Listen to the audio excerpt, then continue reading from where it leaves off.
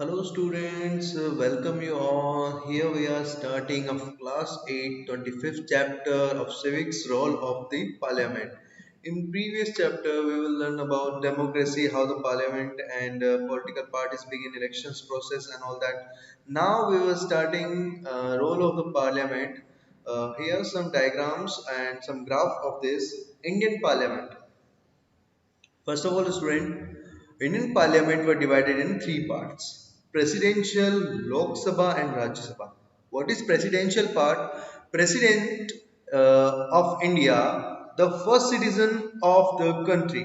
Who is the first citizen of the country? Indian President is the first citizen of the country. Elected for a period of 5 years. He is only elected for the period of 5 years. Has legislative, executive, financial, judicial, and emergency powers. First of all, he has legislative, executive, financial, and judicial powers.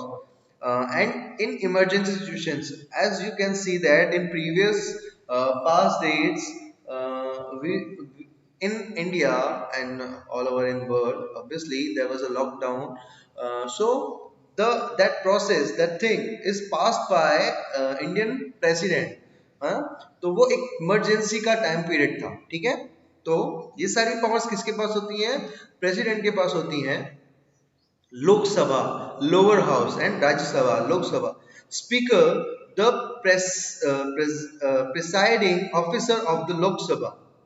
The presiding officer of the Lok Sabha. Second point is members usually elected once every 5 years. Lok Sabha क्या होता है? इसका जो president होता है वो कौन होता है? स्पीकर होता है। Members usually elected in every 5 years. Maximum strength is 552 members. How much? 552 members.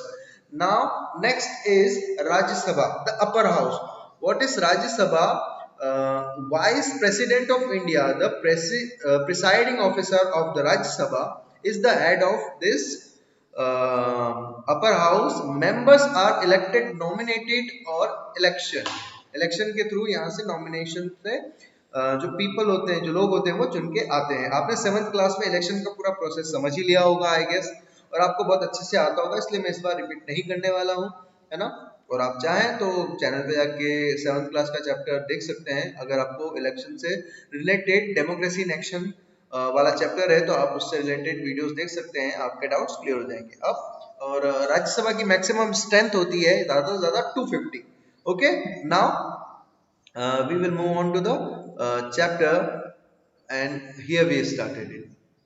Okay, in a democracy, people of the national participate in the decision making through their elected representative. An important feature of any democratic government is the consent of the people. It ensures that the government is responsible to the people. So in democracy, all the responsibility of people is depend on government. Who is in the power? The party or any president, prime minister, or all they are responsible for anything which has happened to the people. It's depend on him only. No one is responsible for that. The only the powerable government is responsible for that. An important feature of any democratic government is the consent of the people. किसी भी government का एक ही consent होना चाहिए, लोगों के लिए, लोगों के हित में, उनके वेलफेयर में सोचना। It ensure that government is responsible for the people. ये क्या इंश्योर करता है कि जो गवर्नमेंट है ना, वो रिस्पॉन्सिबल है अपने लोगों को लेकर। Democracy can be practised in a presidential system as well as a parliamentary system. तो हमारी जो डेमोक्रेसी है वो अलग अलग तरह से डिस्क्राइब की जा सकती है। एक तो प्रेसिडेंशियल सिस्टम है और पार्लियामेंट्री सिस्टम है। अब प्रेसिडेंशियल सिस्टम क्या होता है? Is a system of government where the executive organ of the government is lead by the president. What? Democracy can be practiced in a presidential system. Presidential system में हमारे democracy को part कर सकते हैं, as well as in a parliament system, as well as किसी तरह parliament की तरह ही, ठीक है। देखो, डेमोक्रेसी में हमारे पास प्रेसिडेंशियल सिस्टम है और एक पार्लियामेंट्री सिस्टम, दो तरह का सिस्टम है। प्रेसिडेंशियल सिस्टम क्या होता है भाई? Is a system of government where the executive organ of the government is lead by the president. What I said, the executive organ of the government, ठीक है, the executive organ of the government is lead by the president. Now in presidential government is a system where the executive organ of the government is lead by the president. So कहने का मतलब ये है कि जो executive organ होगा, मतलब जो जिम्मेदार पर्सन होगा जिसके ऊपर सारी रिस्पॉन्सिबिलिटी होगी, वो कौन होगा? हमारा प्रेसिडेंट होगा, ठीक है, in presidential government. But in comparison it is distinct from the legislature और पार्लियामेंट, बिल्कुल अलग है, बिल्कुल डिफरेंट है, बिल्कुल पृथक होगा पार्लियामेंट से, ठीक है, और लेजिस्लेचर से, विधानसभा से, और पार्लियामेंट से, लोकसभा से बिल्कुल अलग होगा, ठीक है, संसद भवन से बिल्कुल अलग किया जाएगा इसको। In this form in this form of democracy, the president serves both as the lead of the state and head of the government. So as you can see that in this form, इस तरह की formation में क्या होता है? President दोनों तरह से वर्क करता है। दोनों तरह से किस तरह से भैया? आओ देखते हैं।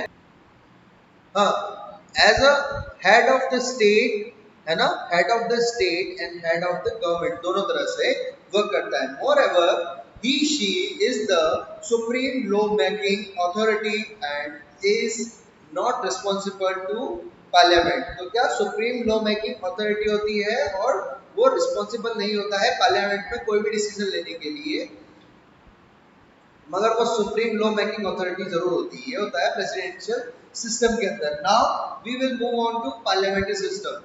Parliamentary system of democracy, the legislature comprises the two houses of parliament. Two house होते हैं पार्लियामेंट के। It is the legislature that makes law for the country. Legislature होता है जो law बनाता है कंट्री के लिए। The prime minister is the real head of government as well as the leader of the majority party in the parliament. So who will be the prime minister? जो voting के through चुन के आए हैं हमारे legislature member, parliamentary members होते हैं, उनका जो हेड होता है वो हमारा प्राइम मिनिस्टर होता है, ठीक है, वही हमारी गवर्नमेंट का हेड भी होता है और उसी की मेजॉरिटी पार्टी पार्लियामेंट के अंदर बैठती है, ठीक है। He she choose minister to form the council of ministry, है ना। काउंसिल ऑफ मिनिस्ट्री का मतलब क्या है? हमारे अलग अलग मिनिस्टर, जैसे कम्युनिकेशन मिनिस्ट्री हो गई, एजुकेशन मिनिस्ट्री हो गई, हेल्थ मिनिस्ट्री हो गई, इन तरह किस तरह की मिनिस्ट्री, है ना, पीडब्ल्यूडी डिपार्टमेंट हो गया, इस तरह की मिनिस्ट्री को रन करवाने के लिए, इस तरह की मिनिस्ट्री को रन करवाने के लिए जो मिनिस्टर्स की रिक्वायरमेंट होती है वो भी प्राइम मिनिस्टर हमें अलॉट करता है, वो भी प्राइम मिनिस्टर के द्वारा अलॉट किए जाते हैं। The prime minister along with the council of minister plays an important role in legislature. Basically head of the state या फिर हेड ऑफ द कंट्री किसको कहेंगे हम? प्रेसिडेंट को कहेंगे। But head of the government किसको कहेंगे हम? प्राइम मिनिस्टर को कहेंगे। वो ज्यादा इंपॉर्टेंट होता है। और प्राइम मिनिस्टर और काउंसिल ऑफ मिनिस्ट्री आपस में वर्क करके, आपस में रन करके क्या चलाते हैं? हमारे काउंसिल ऑफ हमारे लेजिस्लेचर को चलाते हैं। Now we will move on democracy in India. Democracy in India किस तरह से भाई? India has parliamentary form of democracy, the Indian Parliament comprising the elected representative of people. But India has parliamentary form. हमारे India में क्या है? जो democracy उसका पार्लियामेंट्री फॉर्म है। The Indian Parliament comprises the elected representative of people. हमारे यहाँ पे क्या होता है? अलग अलग स्टेट से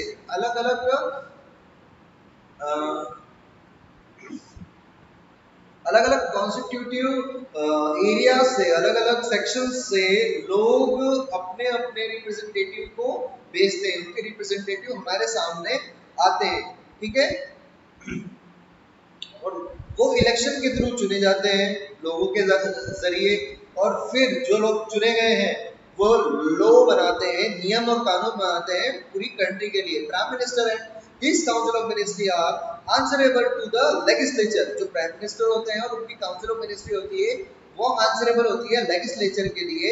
लेजिस्लेचर में if people are not satisfied with the government, अगर जो लोग हैं, जो पीपल है, वो गवर्नमेंट से सेटिस्फाइड नहीं है, उनकी पॉलिसीज से सेटिस्फाइड नहीं है, उनकी द्वारा लाए गए, उनके जरिए लाए गए नियम से सेटिस्फाइड नहीं है, तो उनकी फंक्शनिंग से सेटिस्फाइड नहीं है, they can change it by passing a vote of no confidence. तो क्या कर सकते हैं, एक नियम, एक जो कह सकते हैं अपील, जिसे हम वोट फॉर नो कॉन्फिडेंस कहते हैं, वो लाकर गवर्नमेंट को नीचे गिरा सकते हैं। जैसे कि इस साल में 2020 में मध्य प्रदेश सरकार जो कांग्रेस की बनी थी, वो गिरकर वापस बीजेपी की बनानी पड़ी। तो वहां पे क्या हो गया था, वोट ऑफ नो कॉन्फिडेंस आ चुका था, इसलिए वहां के जो मिनिस्टर्स थे वो किस पार्टी में आ गए थे, बीजेपी की पार्टी में आ गए थे। ठीक है, तो ये सारा राजनीति का खेल है बेटा। अगर लोग खुश नहीं है तो वो note vote for no confidence लाकर आपकी पार्टी को गिरा सकते हैं, आपको नीचे गिरा सकते हैं, आप जीते हो तो भी हरा सकते हैं आपको। ठीक है, on the other hand, if they are satisfied with the policies and functioning of the government, they can vote in favor of it in the next general election। अगर सपोज करो, जैसे कि अभी हमारी सरकार है, अगर सपोज करो अभी बीजेपी सरकार, अगर वो अच्छा काम करते हैं, अच्छे नियम लाती है, अच्छे रूल्स लाती है, अच्छी फंक्शनिंग करती है हमारी गवर्नमेंट की, तो इन ये चीज उनके लिए नेक्स्ट वोटिंग में बेनिफिशियल होगी। ठीक है, उनके लिए उसमें कारगर होगी। Thus, the participation of people in the decision making and the consent of citizens are the two important element of the parliament। क्या क्या, पार्टिसिपेशन ऑफ पीपल, लोगों का पार्टिसिपेट करना सबसे ज्यादा इंपॉर्टेंट है। अगर लोग पार्टिसिपेट ही नहीं करेंगे तो फिर किस तरह से सरकार बनेगी। पार्टिसिपेशन बोथ और decision making and the consent of citizens are, consent of citizen मतलब लोगों के लिए अगर हम कोई रूल ला रहे हैं, अगर हमें अच्छी सरकार चलानी है तो हमें क्या करना होगा, लोगों के लिए जो रूल ला रहे हैं पहले उन्हें बताना चाहिए और उनसे उसका रिस्पॉन्स लेना चाहिए कि ये सही है या नहीं। ठीक है, और कंसेंट ऑफ सिटीजन, लोगों के हित को ध्यान में रख के जो भी चीजें की जानी है वो पार्लियामेंट में की जानी चाहिए। ठीक है, तो ये दो चीजें बहुत ज्यादा इंपॉर्टेंट है पार्लियामेंट्री सिस्टम को रन करने के लिए, उसे स्वायत्ता में लाने के लिए। For government in India, let us discuss why the founding father of our country choose to have the parliament form of democracy. भाई हमारी आजादी के बाद क्यों डेमोक्रेसी को चुना गया, कोई और पार्ट और सिस्टम को भी तो चुन सकते थे हम लोग, लेकिन हमारे जो फादर ऑफ नेशन है या फिर जो कहें फादर ऑफ आवर कंट्री है, उन्होंने इसी को क्यों चुना। तो reason for adopting parliamentary system for democracy in India, आओ देखते हैं। Before India became independent in 1947, Hindustan की आजादी से पहले 1947 में the Indians has been forced to obey rules in which they had little or no role in the decision making process. क्या था, इससे पहले क्या हो रहा है, इंडिया के लोगों को फोर्स किया जाता था पालन करने के लिए, अपनाने के लिए जो भी रूल्स ब्रिटिश गवर्नमेंट या फिर ब्रिटिश सरकार लेके आती थी उनके लिए, in which they had little or no role in the decision making, जिसमें क्या होता था, उनका कोई रोल नहीं होता था, उनको कुछ डिसीजन मेकिंग में कोई निर्णय नहीं लेना है, उनके लिए बस नियम ला दिए जाएंगे और उनको कुछ ना कुछ करके मानना ही होगा।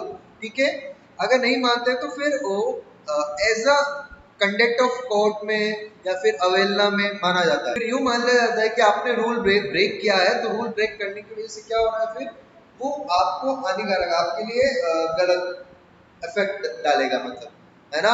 अब देखो यहाँ पे क्या हो रहा है, yes, they faced several punishments and arrest if they ever criticize the policies of the British government। They faced several punishment, अलग अलग तरह की punishment उन्हें मिलती थी if they were criticize the policies of the British government। अगर वो British government की किसी भी पॉलिसी को क्रिटिसाइज करते हैं, उसको मानने से इनकार करते हैं, उसके विरोध में जाते हैं, तो उन्हें बहुत ही गहरी पनिशमेंट दी जाती है। It was only 1909 that the British government permitted the election, underline करना, 1909 में ही ब्रिटिश गवर्नमेंट ने पहली बार परमिशन दी थी कि इलेक्शन के अंदर सब Indians to be central legislature, मतलब सेंट्रल लेजिस्लेचर की फॉर्म में एक अपनी पार्टी बनाने की फॉर्म में या फ्रीली इंडिपेंडेंट ली नॉमिनेशन करने की फॉर्म में वो इलेक्शन में पार्टिसिपेट कर सकते थे पहली बार 1909 के अंदर, ठीक है। However common people still had no right to vote, फिर भी कॉमन पीपल को तो कोई वोट देने का अधिकार नहीं था। उनकी जो पार्टी के मेंबर्स थे, बड़े बड़े जो अधिकारी लोग थे, वही चुनते थे कि ये इंसान बनेगा। नहीं, अब एक बात होता, गोरे तो गोरों का सपोर्ट करेंगे, हिंदुस्तानियों का सपोर्ट तो करने से रहे, तो पार्टी तो बनी, लोग ने पार्टिसिपेट तो किया, लेकिन इलेक्शन नहीं जीत पाए, क्योंकि वोटिंग के लिए कॉमन पीपल अलाउ नहीं थे, वोटिंग नहीं कर सकते थे कॉमन पीपल, ठीक है। Now we will move on to next, ठीक है। The leader of Indian freedom struggle through of the system in which every one would be treated equally. जब हमारे लीडर्स को आज़ादी मिली तो उन्होंने जो स्ट्रगल किया, उन्होंने ये निष्कर्ष निकाला कि यार जिस तरह से इंग्लिश ब्रिटिश लोग भेदभाव करते थे ना, उस तरह का हमारे सिस्टम में भेदभाव नहीं होना चाहिए, सभी को इक्वल राइट्स मिलने चाहिए और सभी को इक्वली ट्रीट करना चाहिए and allowed to participate in the governance of the country. और जो हमारे इंडिया की गवर्नेंस है उसको बनाने में सभी को समान अधिकार मिलने चाहिए। In the government of country, they wanted a government which would be sensitive to people need and demands. They wanted a government which would be sensitive to people's need and demand.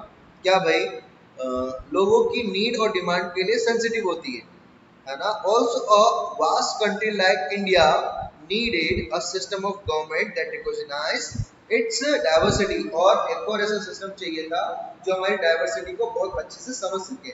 These dreams of the freedom fighters were given a concentrate form in the Constitution of Independent India, which adopted the parliamentary form of the democracy based on the principle of universal adult franchises। क्योंकि universal adult franchises के basis पे हमने इस चीज को अपनाया, ठीक है। तो आज के लिए इतना ही, बाकी का हम नेक्स्ट चैप्टर में नेक्स्ट क्लास में पढ़ेंगे। Thank you for your giving your time. और अगर आपको कोई भी डाउट आता है तो you can ask me in comment section. Thank you.